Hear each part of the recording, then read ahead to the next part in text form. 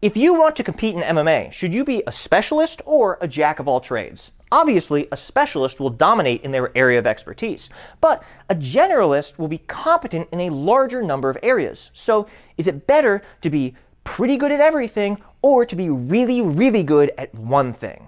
Well, both, but also neither. The problem is that the generalist versus specialist debate simplifies the problem too much, and neither answer is actually correct. The real answer is that you should be a specialist in being generally good at getting to your specialty.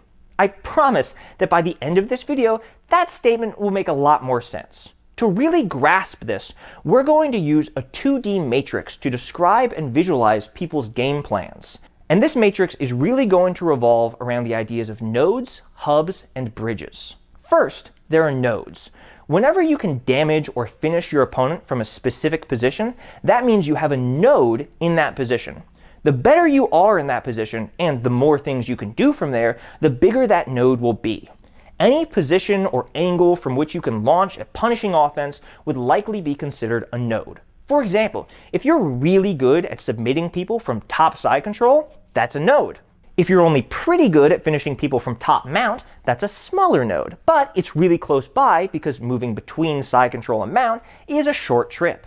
If you're good at knocking people out in the pocket, that's also a node, but it will be really far away from the side control and mount nodes. So the nodes for a pure specialist would just be one giant node.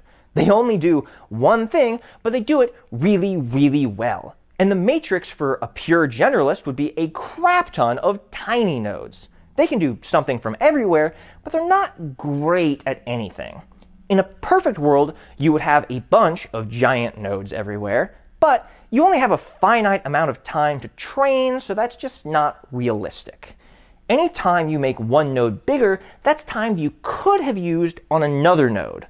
The more nodes you have, the smaller each one will likely be. Now, each fight is kind of a journey through this matrix, with all sorts of twists and turns depending on where the fighters find themselves and how back and forth the action ends up being. The fight can move from one node to the other, from your node to your opponent's node, or even move off into a wasteland where neither fighter has a node and it just turns into a dumb scramble because no one really knows what they're doing. Now, with a generalist strategy, you have the advantage of having a node basically everywhere. Long range, close range, wrestling, grappling, everywhere. The problem is that this works really well until you get too close to one of your opponent's main nodes. If their node is bigger than yours, which it almost certainly is if you're a pure generalist, then you get sucked in. Nodes have gravity. If they're close enough, the fight will naturally get pulled from the smaller node to the bigger node. The larger the node, the better someone is at that move or position, making it more likely that they'll be able to trap you in it if you come anywhere close to giving them an opening. If a generalist wanders too close to their opponent's node, they get sucked in and then they start losing the fight.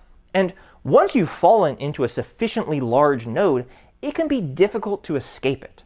Now, a generalist could use their multiple other nodes to keep the fight far away from their opponent's main nodes, but that creates two problems.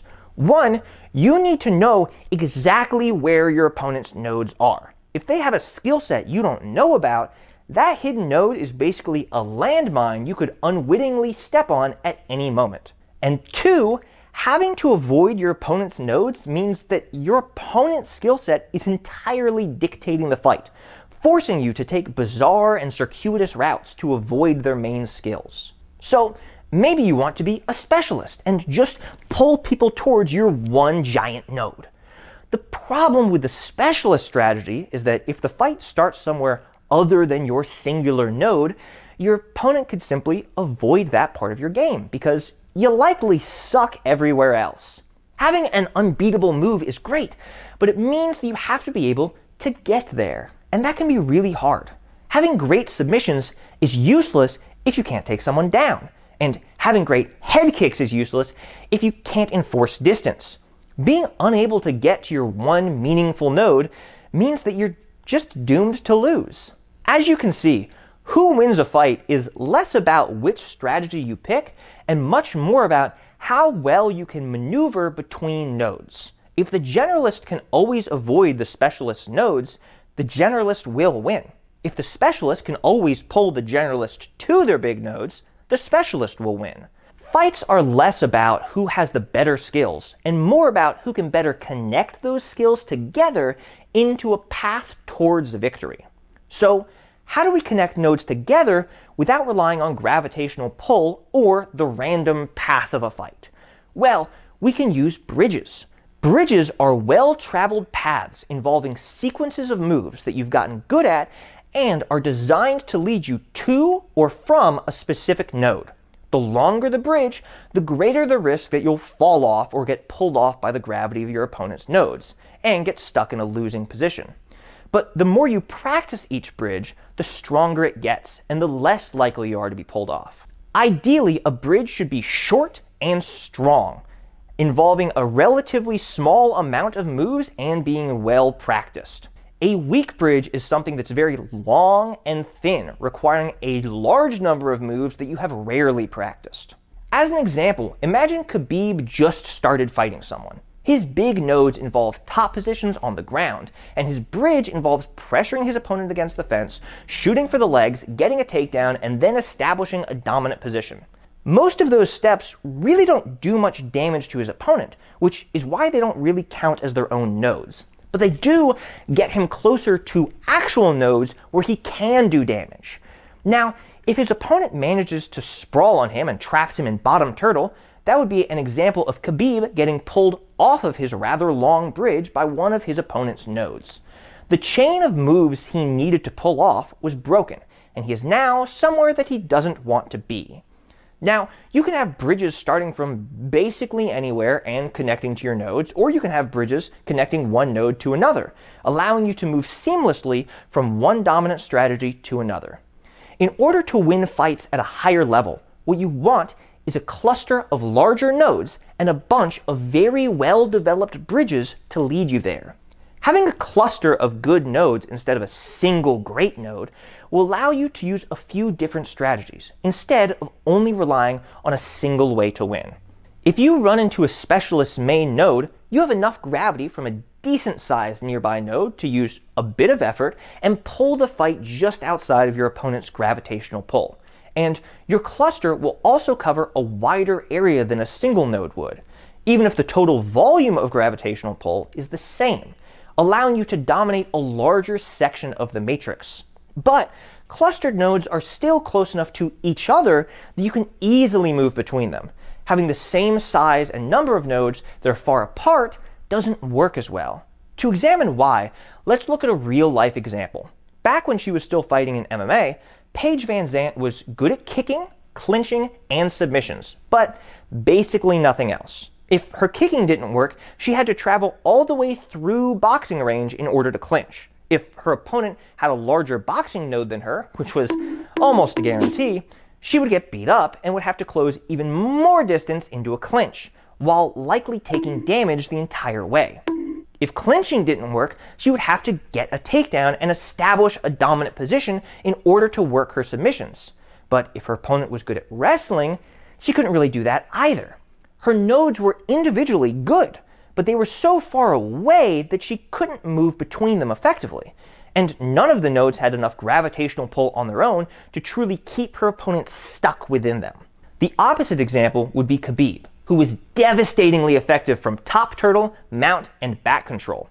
He could easily move between these and wasn't solely reliant on any single position. Once he got you into one of his nodes, any attempt to escape it just landed you in the node right next to it, keeping you trapped in the cluster until you basically died. VanZant's nodes were isolated, with long and tenuous bridges that could easily encounter landmines. Khabib's nodes were clustered, with short, strong bridges that could be sturdier while introducing less risk. VanZant's nodes only had a limited gravitational pull because of their isolation. Khabib's nodes had the combined gravitational pull of the entire cluster because that is just how gravity works. Now, you can have a super-duper insta-kill, meta-defining node cluster, but without bridges to get you there, you probably won't be able to use it very well. While you need to be able to get to your node cluster from anywhere, what you don't want to do is have bridges that go straight to your node cluster from basically every position. While this does seem like a direct way to get to your winning strategy, it's actually really inefficient. Traversing bridges to your nodes is a lot like crossing a minefield. At any moment, you could step onto one of your opponent's nodes and get sucked in. The more ground your bridges cover, the more likely it is that you'll cross an opponent's node. Plus, a bunch of total bridge length means that you have to split your training time learning more and more moves from more and more positions, making each individual bridge much weaker. Essentially, you've created a system where you might be stepping on every square inch of a minefield with almost no protection, and that's a recipe for disaster. So instead of creating direct paths, what you actually want is to have a way to your nodes from all the same positions while also minimizing the total combined length that your bridges have to travel. The solution to this problem is hubs, places where multiple bridges meet, allowing you to jump from one bridge to another, pretty much exactly like the hub and spoke model for airlines. By relying on hubs, you can create much more efficient paths to your nodes. Yes, the bridges won't be quite as direct, but the total length of bridges that you'll have to create will be much shorter, allowing you to spend more time making your transitions very robust. Now you're stepping on a smaller part of the minefield, and you have more protection while doing so. While you do need a path from everywhere, it doesn't necessarily have to be a direct path. If I want to get to top mount, should I really learn takedowns from the wall, takedowns from the clinch, takedowns from boxing range, and takedowns from kicking range, as well as how to get to mount from all of those different takedown positions? Or should I just learn how to pressure people onto the wall and get wall takedowns? Then I only have to learn how to take mount from a much smaller number of takedown starting positions. My takedown and mount transitions can be much more refined because I'm practicing fewer of them. While the example of a single node cluster is a valid example of a high-level strategy, it's also not necessarily the only example. You could have a single node cluster like Khabib and his grappling, or you could have a couple different node clusters like Makhachev. While Makhachev isn't quite as good at the grappling game that he and Khabib employ, he makes up for it with a striking game that is much more developed than Khabib's was. However, he still avoids falling into the trap of being a generalist. He doesn't do everything. He has a specific game plan within his striking and within his grappling. And he has clear and well-developed bridges for moving between his main skill sets. A big difference between Makhachev and Oliveira is that while they're both good at grappling and striking, Oliveira's nodes don't connect. He lacks the well-developed and systematic wrestling abilities to either force his opponent to the mat or return to his feet. Oliveira's grappling is great, but he only uses it when someone tries to take him down. His striking is also great, but he rarely puts forth the effort to stay on his feet and use it. This is part of the reason that Makhachev won the fight against Oliveira. Makhachev can pull you towards his node clusters. Oliveira has to wait until you stumble onto them. Oh, my opponent has closed the distance for me? I guess I'll take him down. Oh, he wants the top position? I won't fight for position, I'll just go for the legs. Oh, he wants to stand up and press into me? I won't break him down, I'll just go for a triangle. I got this clip from literally the first fight of his I clicked because his entire career is like this. The further apart your nodes are, the stronger your bridges have to be to reliably cross that gap without your opponent catching you. And simply not having well-developed bridges means that you are completely reliant on your opponent crossing over one of your nodes. If they don't cross your node, or if their bridge is strong enough to resist the gravity, then you just lose. The difference between Van Zandt and Oliveira is that Van Zandt has a few nodes that are too far away to connect with bridges, while Oliveira has nodes that he could connect with bridges, but just doesn't. To reliably win fights, you ultimately need to be somewhat of a specialist in that you need nodes or node clusters that are strong and powerful enough to keep your opponent trapped and to win the fight. And you need a well-developed system of hubs and bridges that reliably bring you to your main nodes. Essentially, you need to specialize in being generally good at getting to your specialty. Now, obviously, developing a real detailed game plan using this 2D matrix isn't really possible, especially when you overlay it onto an opponent's game plan as well. Accurately representing the complexities of a fight requires a lot more than 2 dimensions, and that would get so visually confusing that it wouldn't even be helpful. Instead, this 2D matrix merely serves as a learning aid to help grasp the concept of how to develop a useful strategy for MMA.